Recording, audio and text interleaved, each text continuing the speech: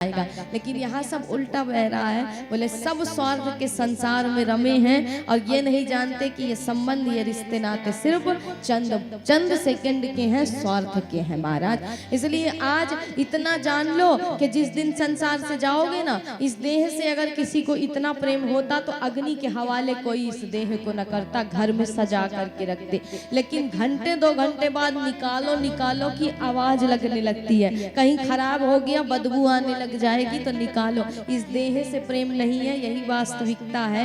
सबको तुम्हारे सोने से चांदी से सबसे प्रेम है, तभी तो मरने के बाद चुन चुन करके सोने चांदी उतार लिए जाते हैं महाराज। लेकिन देह से प्रेम किसी को नहीं है, इसलिए देह को अग्नि को सौंप दिया जाता है। तो जो तुम उम्मीद लगा करके बैठे हो, कोई साथ में नहीं जाने वाला, न कोई अंत में काम आने वाला है। सब यही छूट जाने वाले, ये रिश्ते, ये नाते, ये संबंधी। और दीवार में जब फोटो टंगी जाएगी ना, तो निधन ही लिखा जाएगा। चाहे जितना आप धन के पीछे भाग लीजिए, लेकिन निधन हो करके ही जाओगे। और इसीलिए शब्द बड़े चुनिंदा रखे गए हैं हमारे सनातन संस्कृति में महाराज। कितना भी धन के पीछे भागिए, जाना निधन है। इसलिए राजन, विश्वास को बनाओ और परमात्मा में विश्वास बिठाओ, क्योंकि वही है जो अंत समय में काम आएगा। बाकी सारे सहारे यही छूट जाएंगे। लेकिन लोगों का विश्वास भगवान में होता नहीं है। भगवान को मूर्ति मान करके पूजते हैं। भगवान की ऊपर कोई वस्तु चढ़ जाए तो उसको अपने पैरों से भी लगा देते हैं, और इसी का पाप अपराध भोगना पड़ता है महाराज। कहते हैं इसका पाप तो इंद्र को भी भोगना पड़ा था, तो हम तो साधारण मनुष्य हैं। दुर्वासा जी ने भगवान की प्रसादी माला, कहते हैं बैकुंठ गए, और बैकुंठ में भगवान ने अपनी प्रसादी माला दुर्वासा मुनि को पहना दी। दुर्वासा ऋषि ने इंद्र के लोक में जाकर के इंद्र के भोजन प्रसादी से प्रसन्न होकर के वही माला इंद्र को पहना दी। तब इंद्र ने उसी प्रसादी माला को ऐरावत को, हाथी को पहना दिया। हाथी ने उस माला को पैरों के नीचे रौंद दिया, कुचल दिया। तो क्या हुआ? बोले इंद्र को लक्ष्मी से भ्रष्ट होना पड़ गया। इसलिए मैं अक्सर कहता हूँ राजन कि विश्वास में परमात्मा का वास है। भगवान से संबंध जोड़ लो तो प्रायश्चित नहीं करना पड़ेगा, लेकिन संबंध नहीं जोड़ा, उसे मूर्त मान करके पूजा। कोई वस्तु भगवान में आप कैसे चढ़ाते हो? बोले मंदिर गए, भगवान को फेंक करके मार देते हो। ये कभी सोचा है कि अगर तुम्हें यहाँ से कुछ उठा करके मार दिया जाए तो कैसा लगेगा? पहले तो बेइज्जती लगेगी, दूसरी बात चोट भी लग सकती है महाराज। अब हम सिक्का उठा करके भगवान को मार देते हैं, चावल लेकर के गए, अक्षत लेकर के भगवान को फेंक करके मार दिए, पुष्प फेंक करके मार देते हैं। क्या भगवान को आपने मिट्टी की मूर्त माना है, इसलिए आप उन्हें फेंक करके मारे?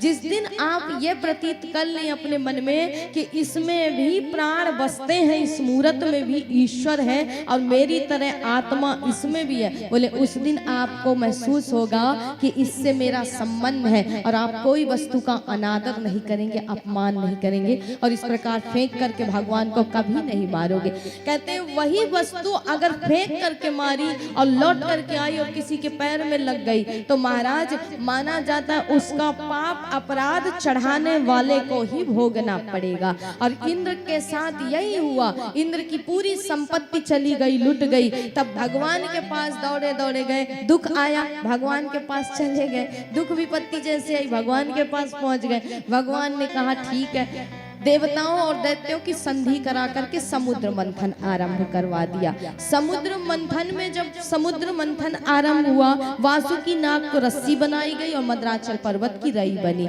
समुद्र मंथन आरंभ हुआ तो जो मंदराचल पर्वत था वो समुद्र में जाकर के डूब जाता, टिकता नहीं था। तो मंथन कैसे हो? कोई टिकने वाली वस्तु होनी चाहिए। बोले भगवान ने यहाँ पर कच्छप अवतार लिया। भगवान उस मथानी के नीचे आकर के बैठ गए और भगवान के ही पीठ पर वो मथानी आरंभ हो गई, टिक गई महाराज। अब वो मंथन आरंभ हुआ तो अमृत नहीं निकला, विष निकला। विष किसने पान कर लिया? बोले भोलेनाथ ने पान कर लिया। भोलेनाथ से किसी ने कहा विष पी लिया तो क्या तुम्हें जलन नहीं होती? विष पीने के बाद भी तुम्हें आराम कैसे है? भोलेनाथ कहते हैं कि हृदय में राम है और कंठ में विष है, इसीलिए मुझे हमेशा विश्राम है महाराज, क्योंकि मेरे हृदय में राम निवास करते हैं। तो मुझे चाहे जितने विष पिला दो, लेकिन मुझे हमेशा विश्राम ही रहता है। कहते हैं भोलेनाथ ने विष पान कर लिया। इस समुद्र मंथन से 14 प्रकार के रत्न निकले थे। माना जाता है कि ये आपका शरीर ही समुद्र मंथन से क्या निकालता है, बोले इसमें 14 प्रकार की चीजें हैं। 5 ज्ञानेंद्रियां, 5 कर्मेंद्रियां, और कहते हैं महाराज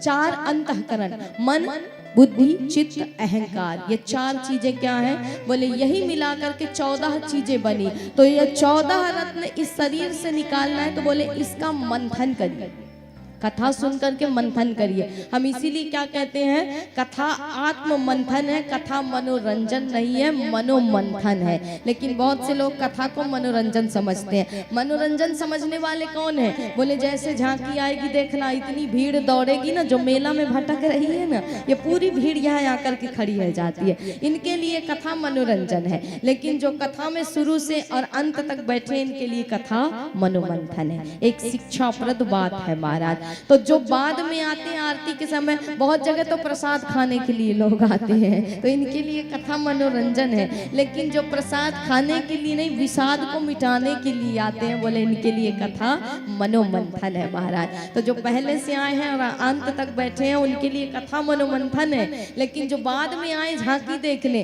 बोले इनके लिए कथा सिर्फ मनोरंजन की चीज है। इसलिए कहते हैं जब मनोमंथन होता है, इस शरीर का ही मंथन होता है, 14 प्रकार की चीजें जब इसमें से बाहर आती हैं, तब कहते हैं महाराज अमृत निकलता है आखिरी में। और जब अमृत निकलता है ना, तभी जीव को समझ में आता है कि भगवान नाम अमृत ही जीव के लिए अति आवश्यक है। कहते हैं 14 रत्न निकले थे, यही समुद्र मंथन से चंद्रमा निकले थे, शंख निकला था, लक्ष्मी निकली थी, कामधेनु गाय निकले थे महाराज। और अंत में भगवान स्वयं क्या लेकर के निकले, बोले धन्वंतरी जी महाराज स्वयं अमृत का कलश लेकर के निकले।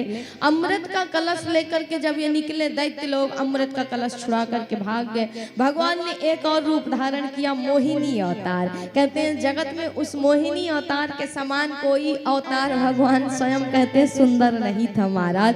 भगवान इतने सुंदर थे कि मोहिनी नाम ही था। वो अगर किसी की तरफ तिरछी नजर करके देख लेना, तो मन को मोह लेते थे महाराज। ऐसी मोहिनी स्वरूप थी भगवान की। शिव भी जिस स्वरूप को देख करके नहीं बच पाए थे, और महाराज कहते हैं शिव जी का भी तेज जब भूमि पर गिर गया था, तो उसी मोहिनी अवतार को देखने से शिव का भी जो तेज निकला था, कहते हैं उसी से जगत में हीरे के खदान की उत्पत्ति हुई थी। तो जो हीरे का खदान है ना, जो हीरा पहनते हो ना, संसार में मिलता है, बोले हीरे पन्ने का जो चुनाव होता है, हीरा जो खना जाता है जमीन से, वो भोलेनाथ के ही स्वरूप से निकला था महाराज। तो मोहिनी अवतार इतना सुंदर था जगत में कि उसकी सुंदरता की उपमा किसी से नहीं दी जा सकती। मोहिनी अवतार को देख करके दैत्य मोहित हो गए। भगवान ने क्या किया, बोले देवताओं को अमृत पिला दिया और दैत्यों को मदिरा पान करा दी महाराज। अब अमृत पी करके देवता और अभिमानी हो गए, घमंडी हो गए कि हम तो मरेंगे नहीं। तो कहते हैं शुक्राचार्य जी से बलि महाराज, जो दैत्यों के राजा हैं, बलि ने कहा कि ये मरेंगे नहीं देवता, लेकिन इनके धन संपत्ति को छीना कैसे जाए, इनको निकाला कैसे जाए इनके राज्य से। कहते हैं उस समय शुक्राचार्य जी ने कहा 3 सेवा निष्ठा से करो, गौ सेवा, गुरु सेवा और संत सेवा। इन 3 सेवाओं से भगवान प्रसन्न हो जाते हैं। और अगर जिसने ये 3 सेवा कर ली, तो भगवान कहते हैं कि मैं महाराज उस व्यक्ति से फिर नहीं जीत सकता हूँ। स्वयं भगवान विष्णु कहते हैं। आज बलि ने तीनों सेवाओं को जब निष्ठा से पालन किया, तो कहते हैं महाराज 3 सेवा के कारण ही शायद भगवान ने 3 पग ही पृथ्वी मांगी थी। जब वामन प्रभु अवतार लेकर के आए थे, तो कहते हैं महाराज वामन अवतार में भगवान का मनुष्य रूप में ये पहला अवतार था जगत में। और मनुष्य रूप में वामन अवतार में जब हरि अवतार लेकर के आए, उस समय वामन प्रभु ने 3 पग पृथ्वी मांगी थी बलि महाराज से। 3 पग क्यों मांगी थी, उसका कारण था। कहते हैं इस शरीर में 3 गुण हैं, सतोगुण, रजोगुण और तमोगुण। 3 गुणों पर जिसने विजय पा लिया, वही भगवान तक पहुंच पाया। इसलिए 3 गुणों को भगवान तुमसे मांगते हैं 3 पग के रूप में। कहते हैं इस शरीर में महाराज 3 चीजें हैं, तन है, मन है, धन है। तीनों चीज को जब आप भगवान को समर्पित कर देते हो तब भगवान आपको स्वीकारते हैं। तो 3 पग पृथ्वी भगवान इसीलिए मांगते हैं कि 3 चीजों का संबंध शरीर से बहुत है। 3 चीजों को तुम मुझे समर्पित कर दो, 3 गुणों को समर्पित कर दो, 3 तत्वों को समर्पित कर दो। और बोले महाराज तन मन धन अपना समर्पित कर दो तो मैं तुम्हें जरूर मिल जाऊंगा। और कहे कि बलि ने 3 सेवा की निष्ठा से, गौ सेवा, गुरु सेवा और संत सेवा। तो जितनी सेवा आप करोगे भगवान भी उतना ही लौटाएंगे महाराज। इसलिए 3 चीजें भगवान ने लौटा दी और 3 पग मांग करके बलि को अपने वशीभूत कर लिया महाराज। कहते हैं हर चीज की एक अति होती है, दान की भी एक अति होती। बलि ने अति कर दिया था, बलि बहुत दान करने लगे थे और उसी दान को रोकने के लिए कभी कभी लोग बहुत दानवीर बन जाते हैं तो उस दान को भी रोकना पड़ता है, वो भी वसुधा नहीं सह पाती है। तो बलि बहुत ही दानी हो गए थे, अति हो गए थे, इसलिए उस अति को रोकने के लिए भगवान ने वामन अवतार लिया था महाराज। दान भी 2 प्रकार से होता है, एक होता है स्वभाव से, दूसरा होता है विचार से। दान की महिमा आपको बता दें, बोले युधिष्ठिर जी बहुत बड़े दानी थे, लेकिन कहते हैं अर्जुन ने कृष्ण से कहा कि गोविंद आप हमेशा कर्ण को दानवीर कहते रहते हो, कर्ण से बड़ा दानी कोई नहीं, कर्ण से बड़ा दानी कोई नहीं। हमारे भैया तो सबसे बड़े दानी है, युधिष्ठिर जी महाराज सबसे बड़े दानवीर हैं। बोले देखना चाहते हो अर्जुन, चलो हमारे साथ। दोनों ने पंडित का रूप बनाया, ब्राह्मण का भेष धारण किया और युधिष्ठिर महाराज के यहाँ पहुंचे। युधिष्ठिर जी ने कहा कहिए महाराज आपकी क्या सेवा करूं। बोले चंदन की लकड़ी चाहिए, वर्षा ऋतु चल रही थी, चंदन की लकड़ी चाहिए, हमको यज्ञ करना है, हवन इत्यादि के लिए चंदन की लकड़ी की आवश्यकता है, व्यवस्था कर सकते हैं तो कर दीजिए। अब कई मन लकड़ी चाहिए थी महाराज उनको। उस समय वर्षा ऋतु चल रही, जंगल की सारी लकड़ियां गीली थी। जब सेना को चारों दिशाओं में भेजा गया वन में तो युधिष्ठिर जी ने पाया कि महाराज सेना लौट करके बताती है कि महाराज पूरी की पूरी वन की लकड़ियां गीली हो चुकी है, कहीं भी सूखी लकड़ी नहीं मिल सकती है। और जो लकड़ियां थी वो लोग ले गए हैं उठा करके, अब मिल नहीं रहे, अब क्या करें। कहते हैं 2-4 लकड़ियां मिली थी, इतने में काम थोड़े ना चलेगा, इतना बड़ा यज्ञ करना है। युधिष्ठिर जी ने कहा महाराज और कुछ चाहिए तो मैं आपको दे सकता हूँ, लेकिन लकड़ी की सहायता मैं नहीं कर सकता हूँ। अब भगवान ने कहा ठीक है चलिए, और कुछ नहीं चाहिए था, लकड़ी ही चाहिए थी। भगवान वहां से निकल पड़े, अर्जुन को लेकर के कर्ण के दरबार पे गए। कर्ण ने इनका स्वागत किया और कर्ण ने कहा कहिए महाराज क्या स्वागत करूं। भगवान कहते हैं जो ब्राह्मण के रूप में आए, भगवान ने कहा यज्ञ करना, यज्ञ के निमित्त चंदन की काष्ठ चाहिए, लकड़ी चाहिए, व्यवस्था कर सकते हो तो बताओ। कर्ण ने कहा महाराज जरूर करूंगा, मेरे दर से कोई खाली लौट करके कभी नहीं गया, जरूर व्यवस्था करूंगा। कर्ण ने भी जब पता किया तो चारों तरफ लकड़ियां गीली है, लकड़ियों की व्यवस्था नहीं हो सकती है। कर्ण ने ब्राह्मण देवता से बताया, जो भगवान आए हैं ब्राह्मण के रूप में उनसे बताया। भगवान ने कहा तो कहना क्या चाहते हो कि नहीं कर पाओगे व्यवस्था। बोले जरूर करूंगा। कहते हैं कर्ण ने अपने महल में लगे हर दरवाजे को तोड़ दिया, हर खिड़की को तोड़ दिया, सारे जितने भी काष्ठ की सामग्री थी पूरे महल में सब तोड़ कर भगवान के सामने रख दिया। अब कमी हो तो बताइए महाराज, मेरे महल में पूरे चंदन की वस्तु ही सुंदर दरवाजों के रूप में, खिड़कियों के रूप में लगी हुई थी, मैंने सब कुछ तोड़ करके दे दिया, अब भी कमी हो तो बताइए। भगवान कहते हैं अर्जुन देख लिया, चंदन के दरवाजे दीवार, कहते हैं उस समय दरवाजे खिड़कियां तो युधिष्ठिर के घर में भी थे, पर युधिष्ठिर सिर्फ विचार से दानी है, लेकिन कर्ण स्वभाव से दानवीर है महाराज। इसलिए दानी भी कई प्रकार के होते हैं, कुछ सिर्फ कहते हैं और कुछ सिर्फ करके दिखाते हैं, कहते नहीं है। इसलिए दान विचार से भी होता है और स्वभाव से होता है। तो कर्ण हमेशा स्वभाव से दानी थे, इनका हाथ हमेशा खुला था महाराज, लेकिन युधिष्ठिर जी स्वभाव से दानी थे, ये सिर्फ बातों के दानी थे और कर्ण देने वाले दानवीर थे। इसलिए दोनों में अंतर। कहते हैं बलि भी इतने दानवीर थे कि अति हो गई थी, वसुधा पुकारने लगी थी बलि के अति दान से मारा, इसलिए भगवान को वामन अवतार लेना पड़ा। आज कहते हैं देवताओं के साम्राज्य को बलि ने जब अपने कब्जे में कर लिया, तब इन्हीं अदिति माता अदिति ने, कहते हैं कश्यप भगवान की कितनी पत्नियां थी? बताए थे ना तुमको, कल बताए थे ना, भूल गए?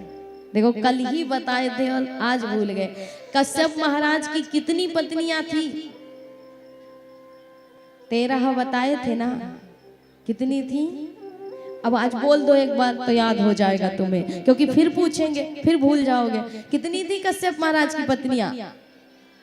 कितना? 13 पत्नियां। तो 13 पत्नियों में जो दिति की कथा आपने सुनी थी कल, दिति दैत्यों की माता है और अदिति देवताओं की माता है।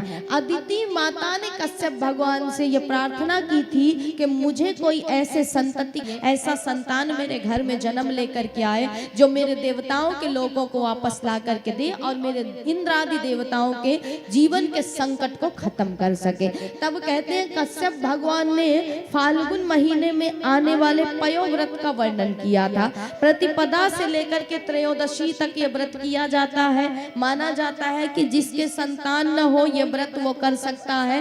पयोव्रत नाम इसका इसलिए है क्योंकि ये व्रत सिर्फ दूध पी करके किया जाता है। और यदि कोई स्त्री जिसके पास संतान न हो तो कहते हैं महाराज वो अगर इस व्रत को करती है तो उसको संतति की प्राप्ति होती है। दूसरा एक और उपाय बता देते हैं, गोपाल सहस्त्र नाम अर्थात संतान गोपाल मंत्र होता है। गोपाल सहस्त्र नाम का पाठ नहीं कर सकते हो, इसलिए एक मंत्र है छोटा सा, ओम श्रीम ह्रीम क्लीम ग्लौम देवकी सुत गोविंद वासुदेव जगतपते देहि में तनियम कृष्ण तोम महम शरणम गतः। ये एक मंत्र है। इस मंत्र का यदि कोई स्त्री नित्य प्रतिदिन 108 बार जाप करती है तो भगवान कृष्ण की कृपा से 1 वर्ष के अंदर कहते हैं उसके घर में बाल गोपाल की उत्पत्ति जरूर होती है महाराज। लेकिन निष्ठा से, श्रद्धा से, विश्वास के साथ करोगे तो भगवान आपके घर में संतति को जरूर जन्म देंगे। तो भगवान के सामने प्रतिदिन इस मंत्र का कोई स्त्री जाप करे तो उसे संतान की प्राप्ति होती है।